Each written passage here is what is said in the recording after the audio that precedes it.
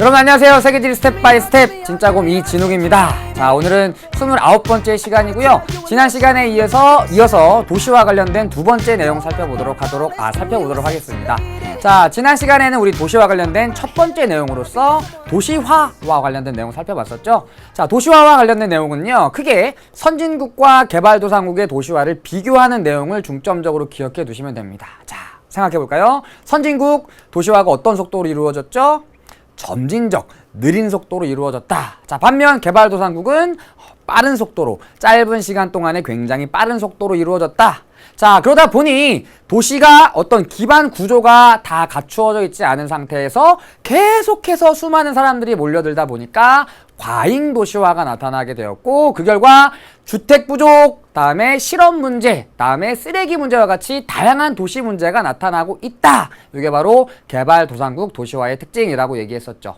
자, 그래서 개발도상국과 선진국의 현재 도시 모습의 특징들은요, 이러한 도시화 속도의 차이, 이러한 것에 연유된 것들이 많이 있습니다. 그래서 선진국은 느린 도시화, 개발도상국은 빠른 도시화 기억해 두시고요. 그 다음에 우리 도시화 곡선 학습했었습니다. 크게 세 가지 단계로 나눌 수가 있습니다. 먼저 초기 단계, 가속화 단계, 종착 단계, 이렇게 나눌 수 있다 그랬죠.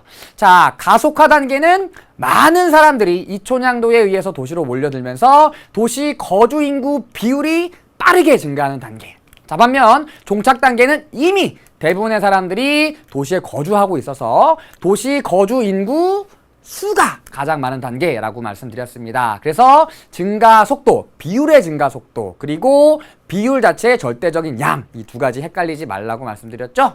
자, 좋습니다. 지난 시간에 했던 내용들 머릿속에 다시 한번 떠올려 보시고요. 자, 오늘은 두 번째 시간입니다. 여러분 교재 오른쪽에 도시 내부 구조 나와 있죠? 도시 내부 구조와 관련된 내용들, 그리고 뒤로 넘겨보시면 세계 도시와 관련된 내용들 살펴보실 수 있을 겁니다. 그래서 오늘 도시 내부 구조 그리고 세계 도시까지 살펴보도록 하겠습니다. 자, 본격적인 29강 내용 진행하기 전에 오늘도 오프닝 코너 준비해봤습니다. 끌림, 29번째 끌림인데요. 자, 매번 끌림을 준비할 때마다 어느 곳을 소개해드릴까 많이 고민을 합니다. 자, 오늘은 인터넷을 여기저기 뒤져보다가 굉장히 재밌는 자료들을 하나 발견해가지고 재미있는 사진들을 몇 가지 보여드리려고 합니다. 자, 오늘 소개해드릴 내용은 바로 세계 여러 나라의 신기한 국경선이라는 주제인데요. 자, 우리나라 같은 경우에는 반도 국가의 특성상, 그리고 북한과 휴전선을 사이에 두고 마주보고 있죠. 자, 다시 얘기해서 우리 남한 같은 경우에는 어떠한 나라와도 국경선을 마주대고 있지 않습니다. 그래서 우리나라 사람들에게 국경선은 굉장히 생소한 개념입니다. 자, 그런데 최근에 이제 외국인들이 모여서 다양한 내용들을 토론하는 그 TV 프로그램에서 벨기에와 네덜란드를 막 정말 차를 타고 그냥 왔다 갔다 하고 걸어서 왔다 갔다 하고 여권을 보여주지도 않고 마음대로 왔다 갔다 하는 모습을 관찰했던 적이 있었는데요. 이렇게 우리나라에게는 국경선이 생소하지만 세계 여러 나라들은 국경선을 맞대고 있는 경우가 많이 있습니다. 특히나 중국 같은 경우에는 무려 14개 국가와 국경을 맞대고 있는 나라입니다. 세계에서 가장 많은 나라와 국경을 맞대고 있는 나라입니다. 자, 이러한 국경선은 다양한 모습들을 갖게 되는데요. 굉장히 살벌한 국경선의 모습이 나타나기도 하고요. 굉장히 뭔가 아름답고 뭔가 환경 친화적인 국경선이 나타나기도 합니다. 자, 그래서 오늘은 다양한 여러 나라들의 국경선 소개해 드릴 건데요. 먼저 우리나라의 휴전선부터 소개해 드리려고 합니다. 자, 여러분 지금 보시는 사진은 바로 우리나라 판문점의 모습입니다. 자, 많은 학생들은 흔히 휴전선에 가면 철조망이 쳐져 있다고 생각하고 있는 경우가 많은데요. 실제 휴전선은 200m 간격으로 설치된 황색 표시판으로 나뉘어져 있고요. 판문점에서는 콘크리트 구조물로 경계를 표시하고 있습니다. 사진에 보이는 콘크리트 블럭이 바로 휴전선입니다. 휴전선 옆에 있는 자유의 집을 통해 군사분계선, 휴전선을 넘어서 북한으로 이동할 수가 있습니다. 자, 지금 보시는 사진은 바로 제가 직접 자유의 집 안에서 찍은 사진입니다. 눈앞에 보이는 콘크리트를 기준으로 좌측은 남한, 우측은 북한입니다. 제가 북한까지 넘어갔다 오면서 찍은 사진입니다. 자, 그럼 다른 나라의 국경선들을 소개해 드릴게요. 자, 지금 보시는 사진은 바로 노르웨이와 스웨덴의 국경입니다. 고위도 지역답게 침엽 수림이 넓은 지역에 분포하고 있는 모습을 볼 수 있고요. 일직선으로 쭉 뻗어 있는 국경선을 스노우모빌을 타고 질주하는 사람들의 모습이 굉장히 인상적입니다. 자, 다음 보시는 국경은 미국과 멕시코의 국경입니다. 자, 어디가 미국이고 어디가 멕시코인 것 같으세요? 자, 많은 학생들이 오른쪽이 미국이에요 라고 생각하셨을 경우가 많을 텐데요. 왼쪽이 미국이고 오른쪽이 멕시코입니다. 자, 멕시코의 경우에는 미국과 가까운 곳에 다양한 건물들을 짓는 것이 굉장히 유리한 경우가 많지만 미국은 그렇지 않겠죠. 그래서 미국의 국경은 상대적으로 좀 삭막한 모습을 띠고 있지만 멕시코 쪽의 국경은 굉장히 번화한 모습을 띠고 있습니다. 자, 미국과 멕시코의 국경은 전 세계에서 가장 붐비는 국경이라고 하고요. 연간 3억 5천만 명이 이 국경을 통과한다고 합니다. 자, 다음 보시는 사진은 인도와 파키스탄의 국경입니다. 자, 잘 보시면 주황색으로 선이 하나 그려져 있는 모습을 볼 수 있을 텐데요. 이것을 더 가까이서 찍어보면 이런 모습을 갖고 있습니다. 국경선을 따라서 주황색의 등이 나타나 있고요. 이 주황색 등이 바로 인도와 파키스탄의 국경을 나타내는 등입니다. 자, 그리고 인도와 파키스탄은 히말라야 산맥을 사이에 두고 국경을 맞대고 있기도 한데요. 보시는 사진이 히말라야 산맥에 설정되어 있는 인도와 파키스탄의 모습입니다. 자연적인 경계가 그대로 두 국가 간의 경계선으로 설정된 모습이죠. 자, 다음 보시는 사진은 바로 파라과이 그리고 아르헨티나, 브라질 간의 국경을 나타내는 사진입니다. 자, 이과수강과 파라나강이 만나는 지점을 통해서 세 나라의 국경이 나뉘어지게 되어 있는데요. 자, 자연적인 하천을 기준으로 여러 나라의 국경이 나뉘어진 대표적인 사례라고 할 수 있습니다. 전 세계 여러 나라 같은 경우 여러 나라들에서 이러한 하천 또는 산맥을 기준으로 국경이 나뉘어져 있는 모습을 볼 수가 있죠. 자, 다음 사진은 스페인과 포르투갈의 국경선 모습입니다. 자, 포장되어 있는 도로가 보이는 지역이 바로 스페인이고요. 반면에 도로에 포장이 되어 있지 않은 곳이 상대적으로 경제적 수준이 낮은 포르투갈입니다. 자, 다음은 독일, 벨기에, 네덜란드의 국경입니다. 우리 앞에 보았던 국경과는 다르게 굉장히 좀 평화로운 모습을 띠고 있는 특징을 갖고 있죠. 자, 다음 보시는 사진은 오스트리아 그리고 헝가리, 슬로바키아의 국경지대인데요. 굉장히 뭔가 편안해 보이는 테이블, 탁자를 설치해 놓았습니다. 마치 도시락을 싸들고 소풍을 나가야 될 것 같은 굉장히 평화로운 국경선의 모습을 갖고 있는 곳들도 있습니다. 자, 다음 보시는 사진은 폴란드와 우크라이나의 국경입니다. 자, 현재는 물고기가 그려져 있는데요. 두 나라의 국경의 그림은 매년 바뀐다고 하고요. 두 나라 간의 어떤 우호와 협력을 상징하는 그림들이 그려지는 경우가 대부분이라고 합니다. 자, 다음 사진은 가장 흥미로운 국경의 모습인데요. 자, 바닥에 보시면 십자 표시가 그려져 있는 모습을 볼 수 있습니다. 왼쪽에는 NL이라고 적혀져 있고요. 오른쪽에는 B라고 적혀져 있죠. 자, 왼쪽은 바로 네덜란드, 오른쪽은 벨기에입니다. 그래서 우리가 정말 상상할 수 없을 정도로 두 나라의 국경이 굉장히 밀접하게 연결되어 있는 모습을 볼 수 있습니다. 자, 요 사진도 역시 네덜란드와 벨기에 국경인데요. 남자아이가 바로 벨기에 쪽에 서 있고요. 여자아이가 네덜란드 쪽에 서 있죠. 야, 네덜란드 쪽에 서 있는 여자아이가 한 걸음만 내디디면 벨기에로 갈 수 있고요. 역시 벨기에에 있는 남자아이가 한 걸음만 내디디면 네덜란드로 갈 수 있는 이러한 특징적인 모습이 나타납니다. 자, 심지어 이 상점 같은 경우에 국경선이 상점 앞쪽에 형성되어 있는 경우도 있는데요. 벨기에에 있는 사람이 이 국경선을 넘어가면 네덜란드 쪽에 상점에 들어가게 되는 것이죠. 자, 때로는 이렇게 한 차가 네덜란드와 벨기에 국경에 걸쳐서 주차되어 있는 경우도 볼 수 있고요. 때로는 대문을 가로질러서 두 나라의 국경선이 분포하는 경우도 있습니다. 자, 이런 경우에는 대문이 더 가까운 쪽에 위치하는 나라에 이 집이 속하는 경우가 있다고 합니다. 자, 어떻게 보셨나요? 굉장히 재미있는 사진들이 많죠? 자, 이와 같이 여러 나라의 국경들은 다양한 모습을 갖추고 있습니다. 서두에도 말씀드렸듯이 국경선이라고 하는 개념이 우리나라에게는 굉장히 생소한 개념이지만 세계 여러 나라들, 특히 내륙에 위치해 있는 나라들에게는 국경선이 굉장히 중요한 의미를 갖고 있습니다. 자, 사진에서 보셨듯이 네덜란드나 벨기에처럼 굉장히 자유로운 모습을 갖고 있는 곳도 있고요. 철조망이 막 둘러쳐져 있는 곳들도 있죠. 자, 신기한 세계 여러 나라의 국경선들 여러분들도 재밌게 보셨으면 좋겠습니다. 자, 여기까지 끌림 소개 마치고요. 오늘 본격적으로 29강 내용 진행해 보도록 하죠. 자, 서두에 오늘 도시 내부 구조와 세계 도시 두 가지 살펴본다고 말씀드렸죠. 자, 먼저 도시 내부 구조부터 살펴보도록 하겠습니다. 출발합니다. 자, 도시 내부 구조. 자, 도시 내부 구조가 무엇이냐? 자, 여러분들 지금 세계지를 학습하는 학생들 중에 한국지리도 같이 학습하는 학생들이 있을 겁니다.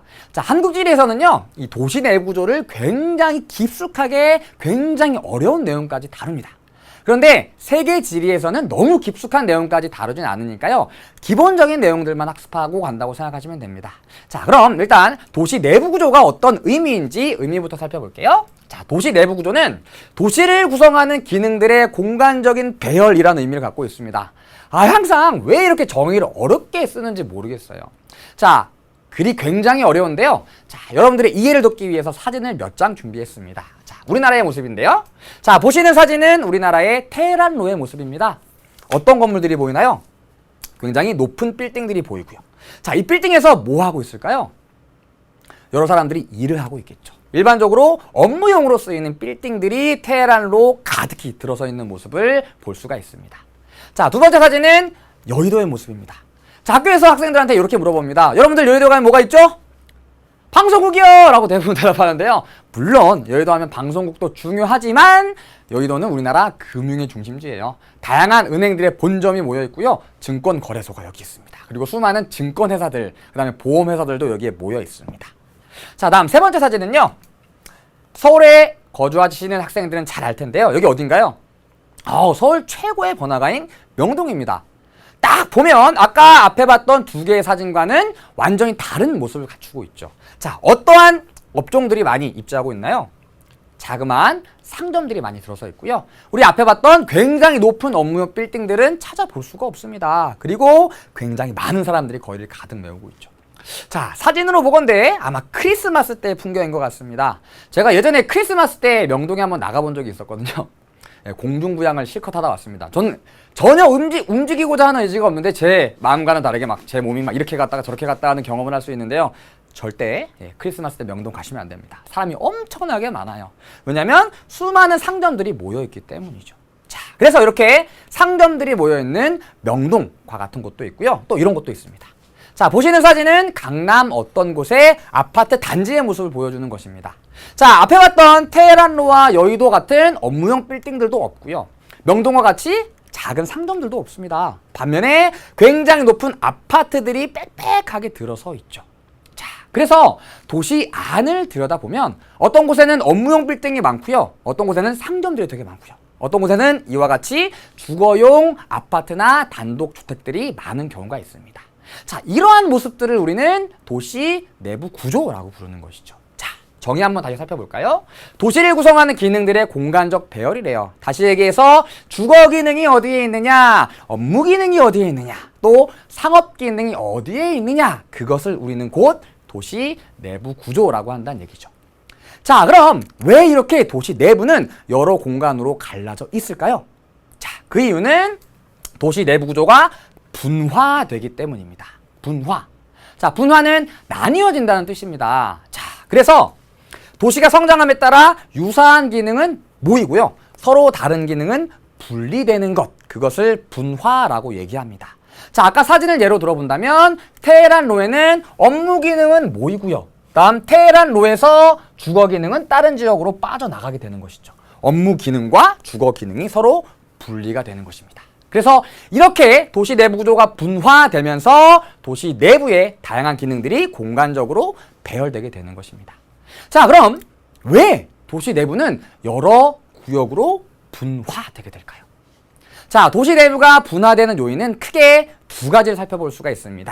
자, 분화 요인. 첫 번째는 경제적 요인인데요. 경제적 요인으로는 접근성과 지대를 들 수 있습니다. 선생님 이게 뭐예요? 굉장히 생소한 개념인데요. 자, 자세하게 설명해 드릴게요. 자, 먼저 접근성입니다.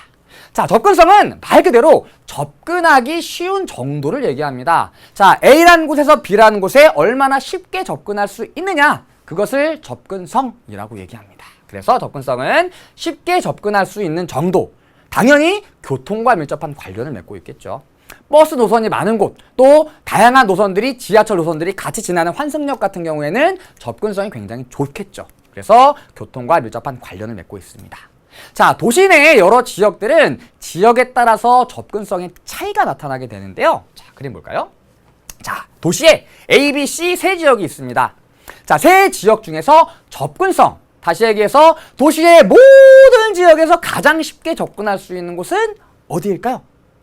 자, B부터 보죠. 자, B! 이 주변에서는 B까지 이동하는데 별다른 어려움이 없습니다. 굉장히 쉽게 이동할 수가 있겠죠. 자, 하지만 여기에서 B까지 가려면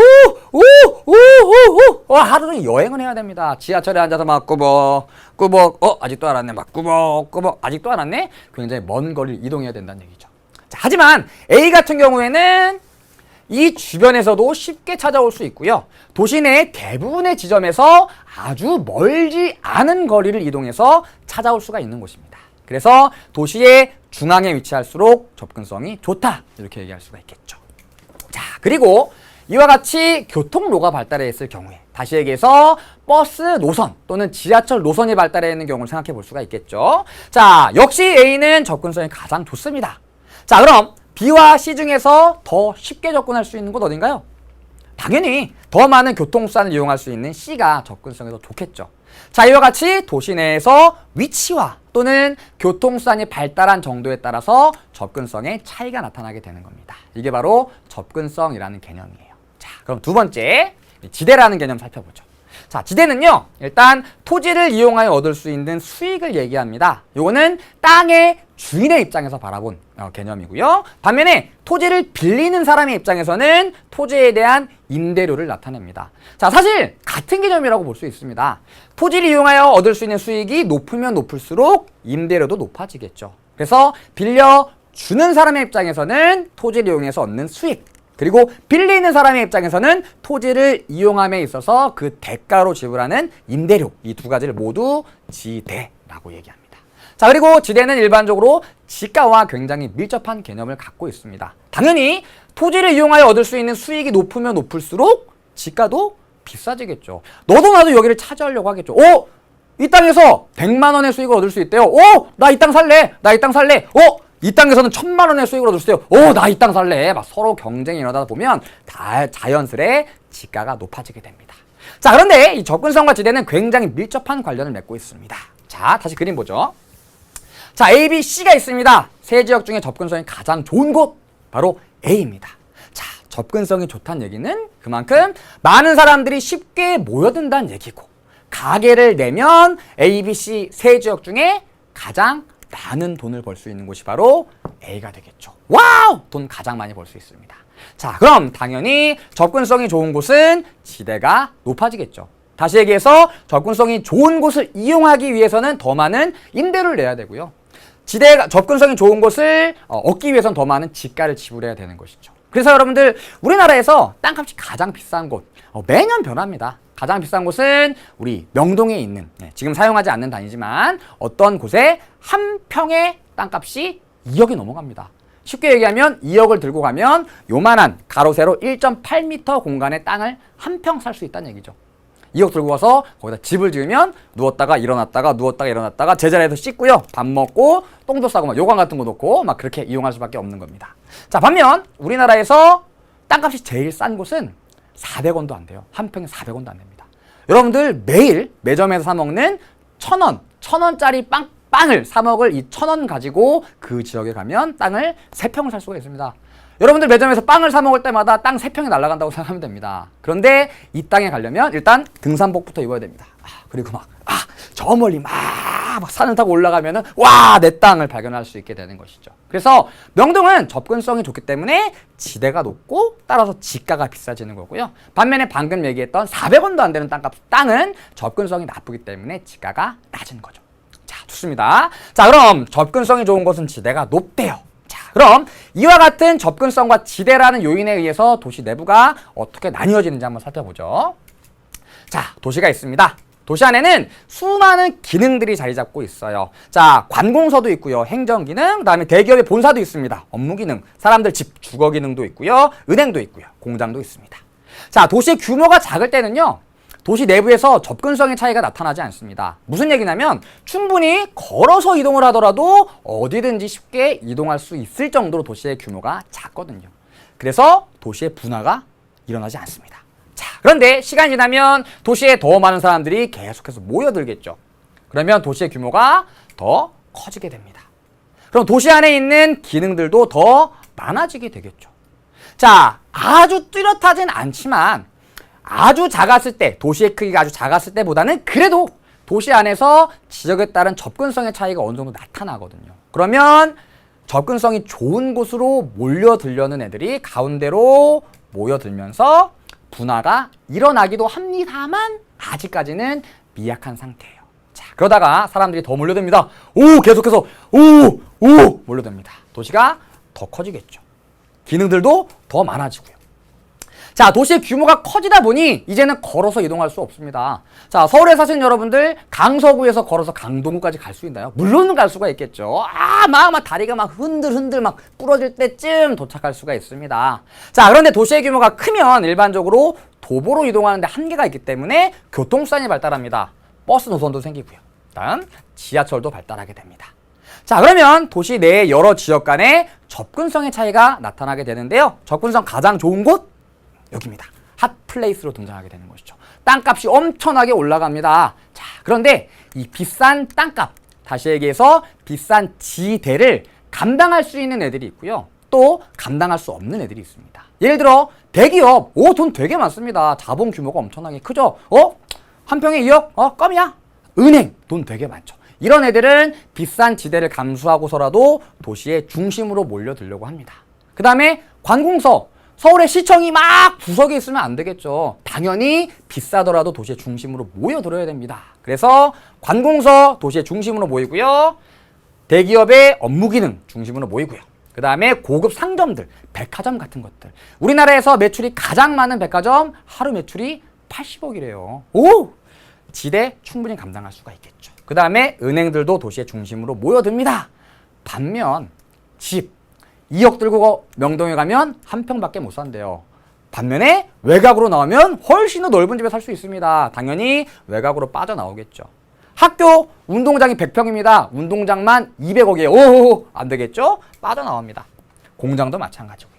자, 이와 같이 다양한 기능들이 도시의 중심으로 모여들기도 하고 바깥쪽으로 빠져나가기도 하면서 도시의 중심에는 업무 기능, 상업 기능, 행정 기능들이 모여들게 되고요. 반면 도시의 외곽에는 주거 기능, 학교, 공업 기능들이 모여들게 되는 것이죠. 이와 같이 기능들이 지역에 따라 나뉘어지는 현상, 지역 분화라고 얘기하고요. 이러한 지역 분화에 의해 도시 내부 구조가 형성되게 됩니다. 자, 그 결과 도시는 일반적으로 이런 구조를 갖게 되는데요. 말씀드렸듯이 세계지리에선 아주 자세하게 물어보진 않습니다. 이것만 기억해 두시면 돼요. 도심은 상업 및 업무 기능이 발달해 있다. 그리고 외곽 지역에 주거 기능이 들어서는 경우가 많다. 이렇게 살펴보시면 됩니다. 자, 좋습니다. 우리 경제적 요인, 다시 얘기해서 접근성과 지대에 의해서 도시 내부 구조가 어떻게 나뉘어지는지 살펴봤고요. 두 번째, 사회적 요인이 있습니다. 사회적 요인은 일반적으로 소득 수준 또는 인종에 따라서 도시의 내부 구조가 나뉘어지는 현상을 얘기합니다. 자, 일반적으로 경제적 요인은 도시화가 천천히 이루어진 선진국에서 큰 영향을 끼치는 경우가 많고요. 반면 사회적 요인은 도시화가 빠른 속도로 진행된 개발도상국에서 영향을 미치는 경우가 많이 있습니다. 어쨌든 이와 같은 여러 가지 요인에 따라 도시의 내부 구조가 분화되게 된다. 그리고 여러분 탐수한 자료 보시면 도시 내부 구조에 관한 이론이 나와 있습니다. 동심원 모형, 선형 모형, 다핵심 모형 이런 이론들이 나와 있는데요. 이 과거에 굉장히 오래된 이론들이에요. 그래서 아주 자세하게 공부할 필요는 없고요. 핵심적인 내용만 살펴보시면 됩니다. 자, 정가운데는 중심업무지구입니다. 여기도 중심업무지구, 중심업무지구. 자, 그리고 저소득층의 거주지, 그리고 고소득층의 거주지가 어디에 있느냐 이것만 기억하시면 돼요. 자, 일단 2번 점이지대고요. 다음 3번 노동자 주택지구가 3번에 위치하고 있고요. 반면 교외지구에는 상대적으로 고소득층이 거주하게 됩니다. 자, 두 번째 보죠. 선형모형. 자, 선형모형은 교통로나 하천을 따라서 도시가 발달한 경우에 적용되는 모형인데요. 자, 도심이 있고요. 2번이 도매 및 경공업지구예요. 공업이 발달한 곳이니까 거주 환경이 좋지 않겠죠. 그래서 이 주변에는 3번 저소득층의 주거지구가 발달하고요. 고소득층의 주거지구는 상대적으로 경공업지구에서 멀리 떨어진 곳에 위치하게 됩니다.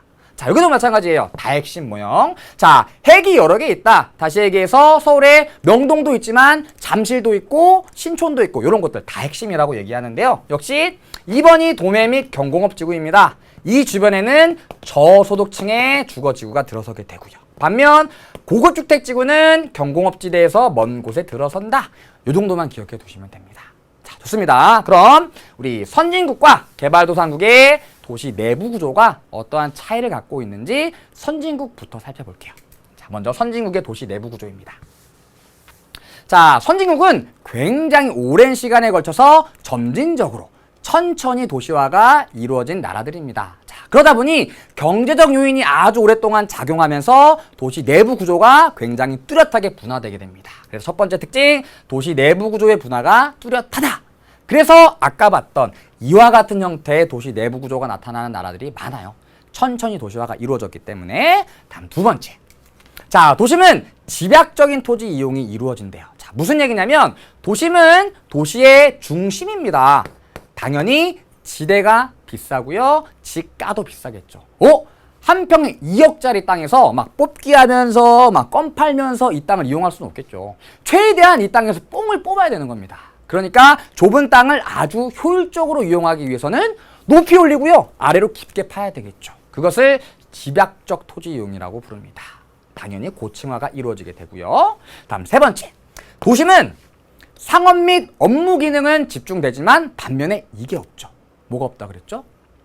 2억 들고 가면 한 평 사요. 집이 없습니다. 그래서 밤이 되면은 도심에 여러 가지 막 상업 및 업무 기능에 종사하던 사람들이 외곽 지역으로 빠져나가게 되는데요. 그러한 현상을 인구 공동화 현상이라고 얘기합니다. 밤에 사람이 없다. 이렇게 생각하시면 가장 간단해요. 자, 반면 외곽에는 고급 주택이 입지하게 됩니다. 왜냐면 선진국은 굉장히 오랫동안 도시화가 이루어졌습니다. 도심이 좀 낙후된 경우가 많아요. 따라서 낙후된 도심을 벗어나 상대적으로 쾌적한 곳에 고급 주택이 들어서게 되는 것이죠. 다음 네 번째.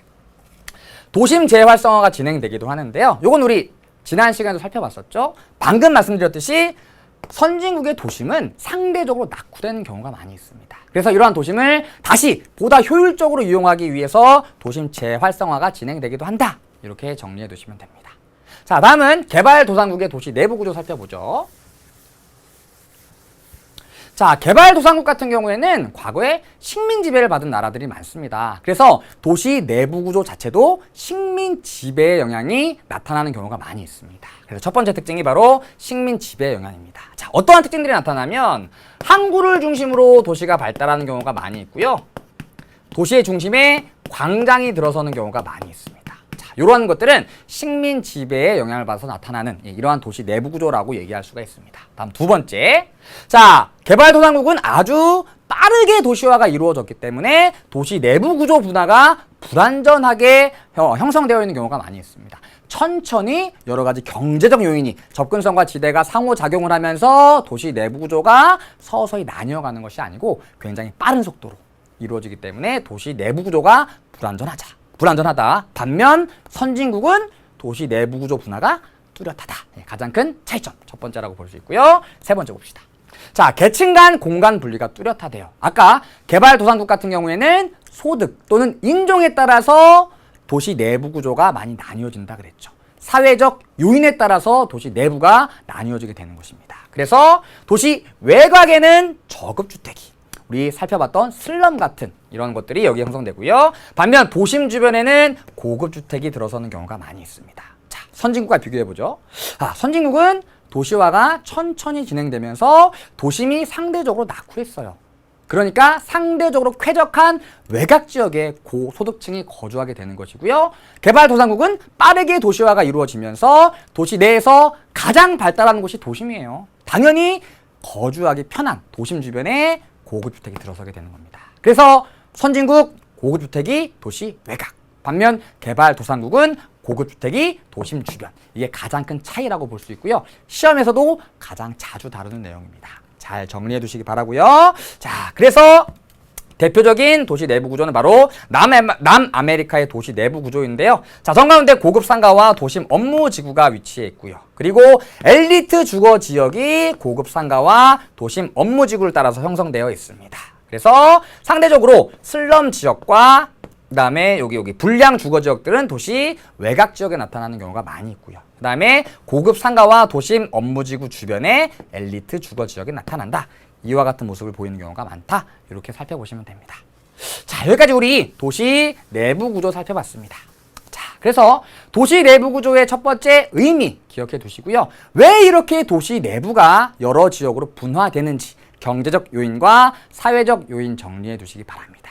자, 좋습니다. 여기까지 우리 도시 내부 구조 정리해 봤고요. 다음 주제로 넘어가 볼게요. 자, 다음 주제는 세계 도시입니다. 자, 세계 도시. 최근 들어서 굉장히 각광을 받고 있는 개념인데요. 굉장히 어려울 것 같지만 실상은 굉장히 단순합니다. 자, 일단 세계 도시의 의미부터 살펴볼게요. 자, 세계 도시란 어떤 도시를 얘기하느냐? 전 세계적으로 영향을 미치는 도시. 다시 얘기해서 한 도시의 영향력이 한 국가를 넘어서서 전 세계로 미치는 도시. 이런 도시들을 세계 도시라고 부릅니다. 제가 항상 이 세계 도시 얘기할 때마다 제 어린 시절의 경험을 말씀드리는데요. 어린 시절에 제가 학교 가기 위해서 준비를 할 때 항상 TV를 켜놨어요. 그러면 우리나라의 코스피 지수 막 이런 주가가 나옵니다. 그런데 그때 항상 지금 월가에서는 해서 뉴욕의 모습을 비춰줍니다. 왜 우리나라 아침 방송에서 뉴욕의 증시, 이 월가의 모습을 보여주냐 이해가 안 됐어요. 자, 그런데 나중에 나이를 먹고 나니까 뉴욕의 증시가 올라가느냐 또는 내려가느냐에 따라서 우리나라의 경제에 미친 영향이 굉장히 크더라. 이런 사실을 알게 됐습니다. 그래서 뉴욕 증시를 알려주는구나. 여러분들 아침 방송 보시면 뉴욕뿐만이 아니라 런던 증시 또는 홍콩 증시를 보도해주는 경우가 많이 있거든요. 이러한 이유가 바로 한 도시의 영향력이 전 세계적으로 퍼져나가기 때문에 다른 나라의 도시에서 증시가 어떻게 변하느냐에 따라 우리나라도 영향을 받기 때문에 그러한 것들을 보도해 주는 것입니다. 이게 바로 세계 도시라고 생각하시면 됩니다. 자, 그럼 최근에 왜 세계 도시가 중요해지고 있느냐? 성장 배경을 살펴보면 교통과 통신이 발달하면서 도시 간의 교류가 늘어나고 있고요. 굉장히 빠른 속도로 정보가 교류되고 있죠. 상호 의존성도 높아지고 있고요. 또 세계화를 통해서 한 도시의 영향력이 전 세계로 뻗어나가고 있습니다. 중요한 것은 3번이에요. 자, 이러한 세계 도시들이 과연 어떠한 특성을 갖고 있느냐? 시험 문제에는 이 내용이 가장 자주 나옵니다. 자, 그럼 어떠한 특성을 갖고 있는지 한번 살펴보죠. 첫 번째, 대기업 및 다국적 기업의 본사가 집중되어 있대요. 자, 당연히 다국적 기업은요, 전 세계적인 차원에서 생산 활동 또는 판매 활동을 하는 기업입니다. 전 세계적으로 영향을 미치는 세계 도시에 본사를 위치시켜 두면 그만큼 다양한 정보를 얻을 수 있고요. 어떻게 세계가 돌아가는지 빠르게 캐치해낼 수가 있겠죠. 그래서 이러한 다국적 기업의 본사가 집중되어 있고요. 두 번째, 금융, 법률, 정보 등과 같은 생산자 서비스업이 굉장히 발달해 있는 곳이 바로 세계 도시입니다.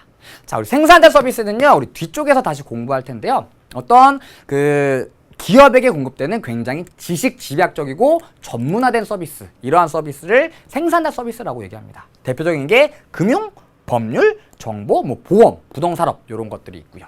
자, 이러한 세계 도시에는 세계적인 대기업들 그리고 다국적 기업의 본사가 집중되어 있기 때문에 기업에 공급되는 생산자 서비스도 세계 도시에 집중되어 있는 것이죠. 다음 세 번째, 다양한 국제기구의 본부가 입주해 있고요. 항공 편수도 많고요. 또 외환 거래액도 많고요. 다양한 특성들을 갖게 되는데요. 자, 이 기능적인 특성은요, 이렇게 생각하면 가장 쉽습니다. 뭔가 좀 좋아 보이는 것.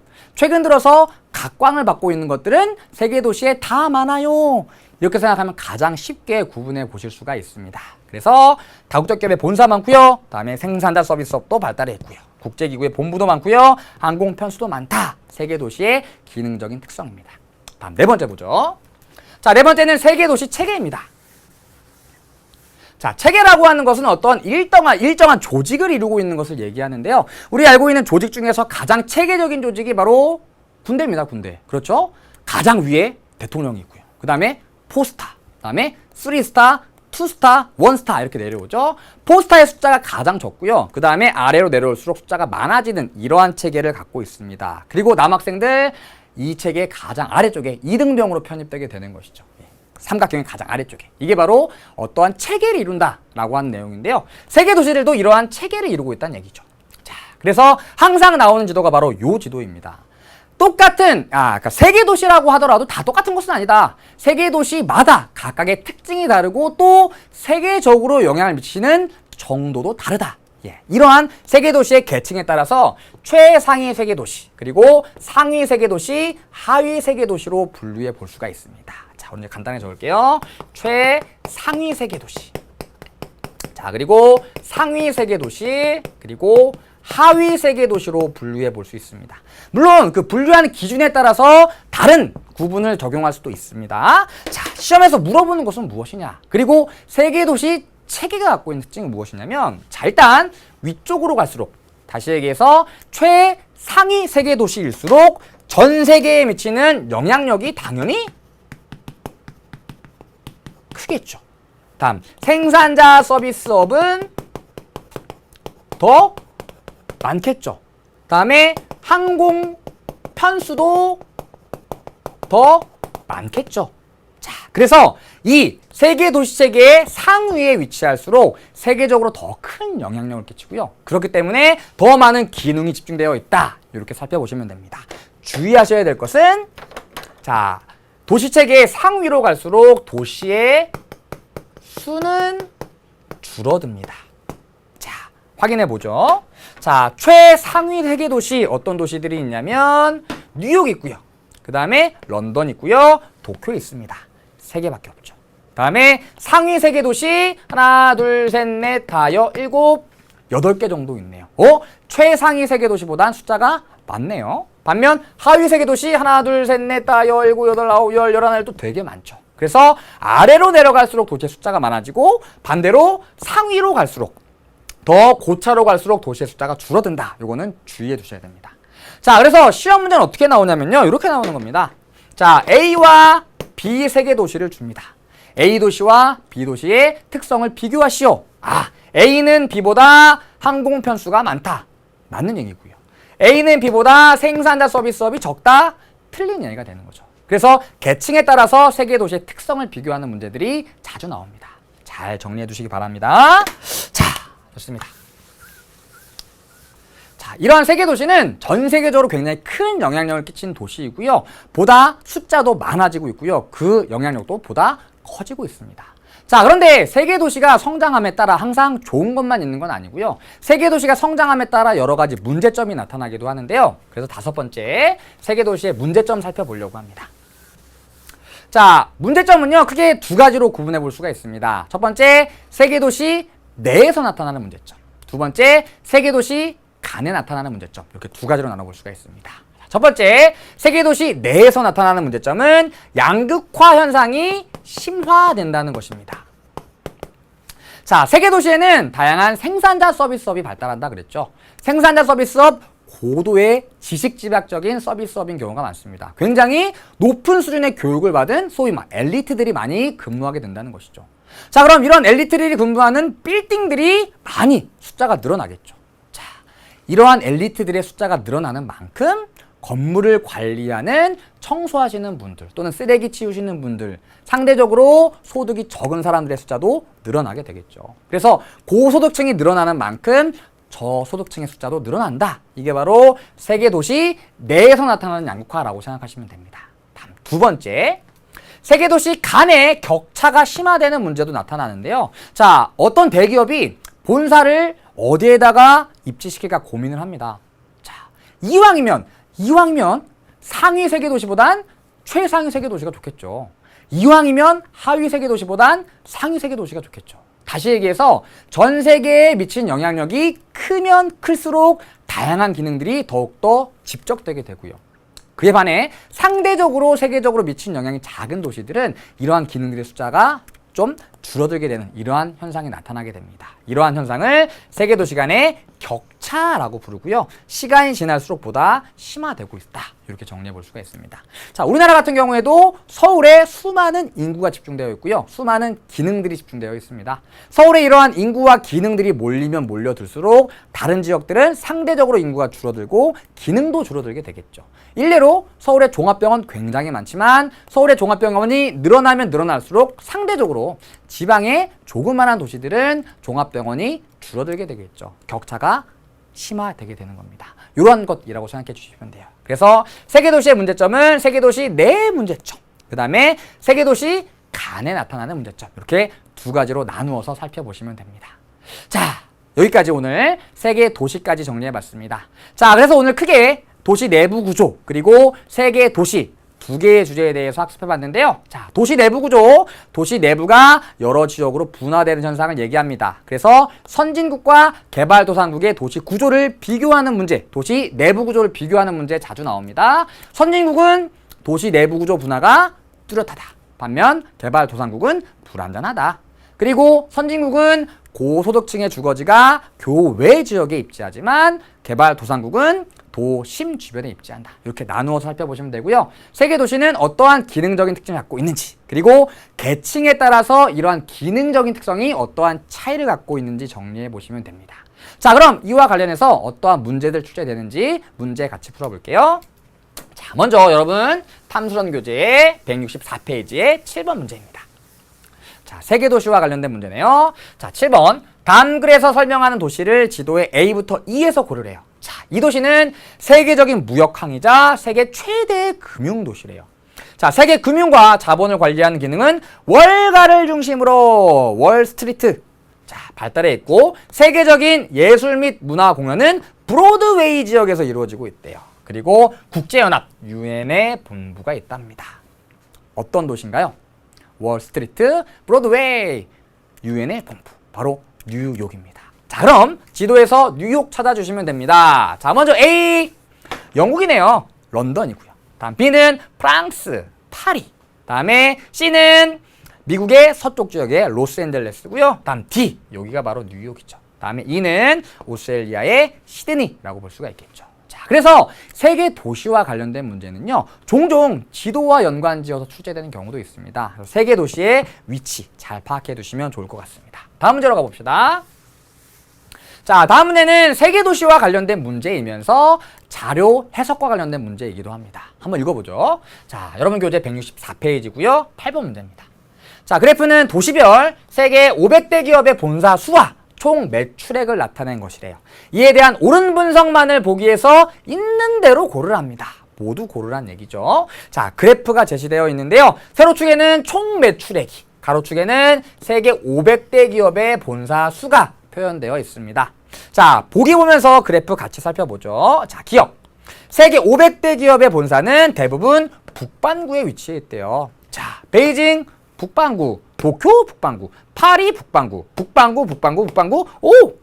모든 도시가 북반구에 위치해 있네요. 자, 그래서 세계 500대 기업의 본사는 대부분 북반구에 위치해 있다. 맞는 내용이고요. 기억 맞고요. 다음 니은, 뉴욕은 런던보다 세계 500대 기업의 본사 수와 총 매출액이 모두 많대요. 자, 뉴욕이랑 런던 비교합니다. 런던은 여기 있고요. 뉴욕은 여기 있네요. 자, 뉴욕은 런던보다 500대 기업의 본사 수는 많죠. 하지만 총 매출액은 적습니다. 그래서 뉴욕은 런던보다 세계 500대 기업의 본사 수와 총 매출액 모두 많다? 옳지 않은 보기가 되겠죠. 다음 디귿. 자, 총 매출액이 가장 많은 도시가 세계 500대 기업의 본사 수도 가장 많대요. 자, 총 매출액은 세로축이고요. 총 매출액이 가장 많은 도시 어딘가요? 네, 베이징이죠. 베이징. 자, 총 매출액이 가장 많은 도시는 베이징인데, 자, 세계 500대 기업 본사 수가 가장 많은 도시는 도쿄죠. 그래서 옳지 않은 보기가 되겠네요. 디귿 틀렸고요. 다음 리을 봅시다. 자, 세계 500대 기업의 본사 수 상위 1, 2위 도시는 다시 얘기해서 도쿄와 베이징을 얘기하겠죠.